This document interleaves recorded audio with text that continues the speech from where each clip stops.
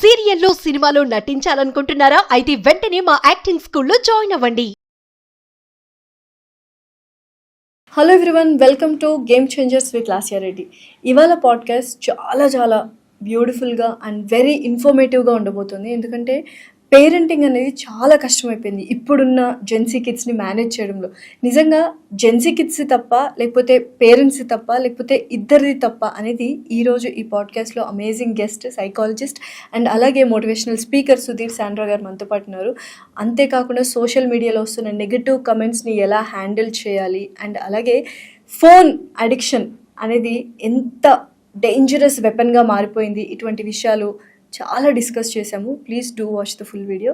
నమస్కారం సుధీర్ గారు, ఎలా ఉన్నారు? ఫ్యాంటాస్టిక్ అండి, మీరు ఎలా ఉన్నారు? I'm good. ఫస్ట్ నా క్వశ్చన్ ఏంటంటే, ఇప్పుడు పేరెంటింగ్ మెంటర్ అని, పేరెంటింగ్ కోచెస్ అని, ఇలా ప్రతి ఒక్కళ్ళు పేరెంటింగ్ మీద ఎక్కువ చూస్తున్నాను సోషల్ మీడియాలో కూడా.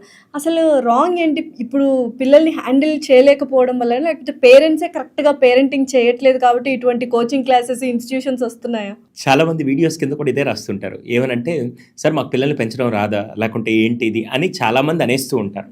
నేను ఒక చిన్న, నాకు తెలిసిన నా జ్ఞానంతో నేను కొన్ని విషయాలు చెప్తాను. ఇంతకుముందు మీరు టీవీ చూసేటప్పుడు, మీ ఇంట్లో మీరు చిన్నప్పుడు టీవీ చూసేటప్పుడు మీ టీవీలో 500 టీవీ ఛానల్స్ వచ్చేవా? నాకు తెలిసి ఒక దూరదర్శన్లో సాయంత్రం 7:30 ఒక చిత్రలహరి వస్తే అది చూసుకుంటూ బతికేసేవాళ్ళం మనం, అవునా? అంతకుముందు సెల్ ఫోన్లు, మొబైల్లు ఇవన్నీ ఉన్నాయా? పబ్జీలు, ఫ్రీ ఫైర్లు ఇవన్నీ గేమ్స్ ఉన్నాయా? ఇన్స్టాగ్రాము, ఫేస్బుక్, ట్విట్టర్లు ఉన్నాయా? ఇన్ని డిస్ట్రాక్షన్కి ఉండే యాక్టివిటీస్ ఏమన్నా అప్పుడు ఉన్నాయా? లేదు. సెకండ్ది, అప్పట్లో సంతానం ఒక 4-5 ఉంటే ఫస్ట్ పెద్దోడు సెకండ్ వాడిని చూసుకుంటాడు, సెకండ్ వాడు థర్డ్ వాడిని చూసుకుంటే, థర్డ్ వాడు ఫోర్త్ వాడిని చూసుకుంటారు. పైగా ఆ రోజుల్లో సంపాదన కొద్దిగా తక్కువైనా కుటుంబంలో సర్దుకొని బ్రతికేదంతా మనకు సరిపోయింది. అప్పట్లో ఒకరు సంపాదిస్తే 5 కూర్చొని తిన్నా కూడా సరిపోయేంత ఉండేది కొంతవరకు. ఇప్పుడు పైగా ఇంకొక పాయింట్ టు బి యాడెడ్, అక్కడ స్కూల్లో పాఠాలతో పాటు జీవిత పాఠాలు కూడా నేర్పించేవాళ్ళు. ఎలా అంటే, స్కూల్లో టీచర్లు ప్రతి ఒక్క విషయానికి ఇలా కాదు ఇలా చేసుకోవాలని చెప్పి క్లాస్ 45 నిమిషాలు అయితే 30 నిమిషాలు క్లాస్ చెప్తే మిగతా 15 నిమిషాలు వాల్యూస్తో కూడిన స్టోరీస్ ఇవన్నీ చెప్తూ ఉంటే అన్నీ రంగరించి ఒక వ్యక్తి యొక్క వ్యక్తిత్వం చాలా గొప్పగా తయారైంది ఆ రోజుల్లో. ఇప్పుడు ప్రస్తుతానికి వస్తే ఇటు తిప్పితే ఇన్స్టాగ్రామ్, ఇటు తిప్పితే యూట్యూబ్, దరిద్రానికి ఎన్ని డిస్ట్రాక్షన్స్ ఉన్నాయి అన్నీ ఈ జనరేషన్లో పిల్లల మీద పడుతున్నాయి. పాపం కదా, చాలా అండి, చాలా పాపం. ఆ దారుణాలన్నీ మనం మాట్లాడుకుందాం. రెండోది, అటుపక్క ఇద్దరూ పనిచేస్తే కానీ కుటుంబానికి కావాల్సిన మినిమం ఫెసిలిటీస్ కూడా ఇవ్వాలని పొజిషన్లో ఈరోజు చాలామంది ఉన్నారు. దానివల్ల తప్పక ఇద్దరు వెళ్తూ ఉన్నారు. మూడోది, ఇప్పట్లో స్కూల్లో కేవలం పిల్లల్ని జాయిన్ చేసిన దగ్గర నుంచి కూడా మార్కులు వస్తున్నాయి లేదా అని చూస్తున్నాను తప్ప, వాడు మార్కులతో పాటు జీవితం గురించి ఎలా ఆలోచిస్తున్నాడు, వాడికి ఏం నేర్పిస్తున్నాడు స్కూల్లో అడగడం మానేస్తున్నారు.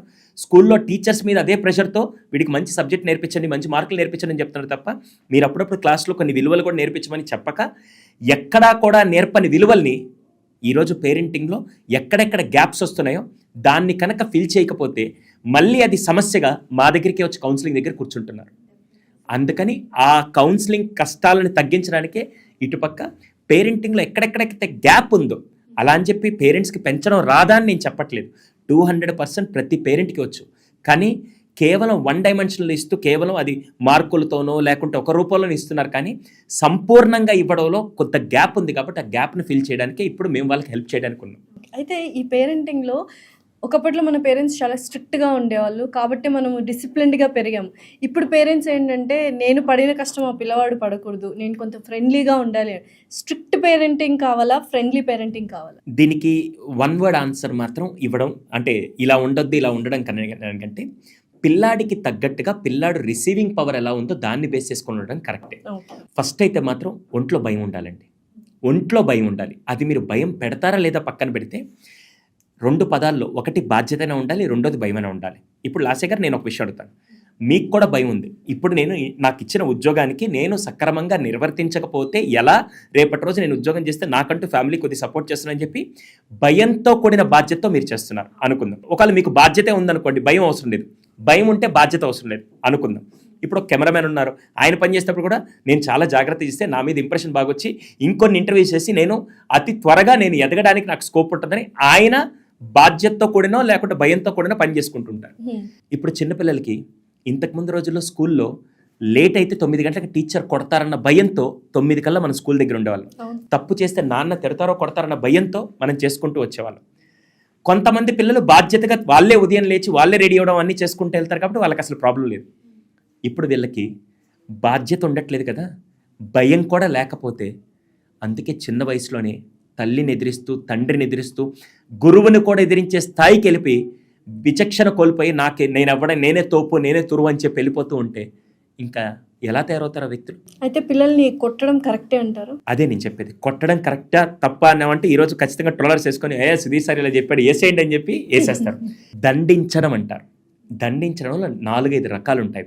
దాన్ని కొన్నిసార్లు కొట్టకుండా అది నువ్వు ఇది చేస్తే ఇది వస్తుంది, ఇది చేస్తే ఇది రాదని కొన్ని టెక్నిక్స్ ద్వారా అయినా సరే మీరు చేయడం ఒకటి, లేదా పనిష్మెంట్ ఇవ్వడం. పనిష్మెంట్ అంటే ఇవ్వడం అంటే మనం కొట్టడం ఒకటే అనుకుంటాం, దాంట్లో కూడా పనిష్మెంట్లో చాలా రకాలు ఉంటాయి. అది పాజిటివ్ పనిష్మెంట్ అని ఉంటుంది. పాజిటివ్ పనిష్మెంట్ అంటే నువ్వు ఇది చేయలేదు కాబట్టి నీకు ఇది రాదు, నీకు ఇది కావాలంటే ఇది చేయొచ్చు అని చెప్పి దేనికోసం అయితే ఆ తప్పు చేస్తున్నాడో, ఆ తప్పు దేనికోసం అయితే అది చేస్తున్నాడో అది నేను ఇవ్వను అనే విధంగా తీసుకొని వచ్చినా కూడా కొన్నిసార్లు సరిపోతుంది. కానీ కొంతమంది ఉంటారు కొడితేనే మాట వింటారు అంటే మాత్రం హ్యాపీగా చేసుకోవచ్చు అని అంటారు. అది 100లో ఒకరికో ఇద్దరికో వర్కౌట్ అవుతుంది తప్ప అందరికీ అదే సిస్టమ్ని పెడతారంటే మాత్రం ఇప్పుడులో వర్కౌట్ అవుతుంది. ఇప్పుడు ఏమవుతుందంటే కొట్టిన తర్వాత నుంచి వీళ్ళు మానసిక శోభ లేకుంటే ఏదేదో పెద్ద పెద్ద పదాలన్నీ ఎల్కేజీ కుర్రాడు కూడా అంటించేస్తున్నారు.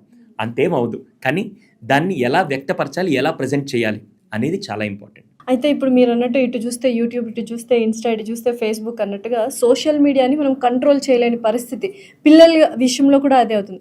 సో ప్రాపర్ మానిటరింగ్ అనేది పేరెంట్స్ ఎలా చేయాలి? ఖచ్చితంగా చేయాలండి. ప్రాపర్ మానిటరింగ్ చేయకపోతే ఏమవుతుందంటే ఇప్పుడు మనమే యూట్యూబ్లో చూస్తున్నప్పుడు మనకి నచ్చినవి కొన్ని వస్తాయి, నచ్చనివి కూడా కొన్ని వస్తుంటాయి. అలాంటి మనకే వస్తున్నప్పుడు చిన్నపిల్లలకి వయస్సుకు మించి కొన్నిసార్లు అది క్రూరత్వంతో కూడిన వీడియోస్ అవ్వచ్చు, లేకుంటే హెరాస్మెంట్కి సంబంధించిన వీడియోస్ అవ్వచ్చు, వయసుకు మించిన వీడియోస్ వచ్చినప్పుడు వీళ్ళు రాంగ్ ఏజ్లో రాంగ్ కంటెంట్కి ఎక్స్పోజ్ అయ్యారనుకోండి, ఖచ్చితంగా అది ఎఫెక్ట్ అవుతుంది. అందుకే ఈ మధ్య యాప్స్లో ఫిల్టర్స్ వాడడం కానీ లేకుంటే పేరెంటల్ కంట్రోల్ యాప్స్ కానీ ఇలా వస్తున్నాయి. ఇక్కడ మీరు కంట్రోల్ చేయడం కంటే ఫస్ట్ మానిటర్ చేయాలి. 18 ఏళ్ళు వచ్చేంత వరకు పిల్లలు ఏమేం చేస్తున్నారు అనేది ఖచ్చితంగా మానిటర్ చేయాలి.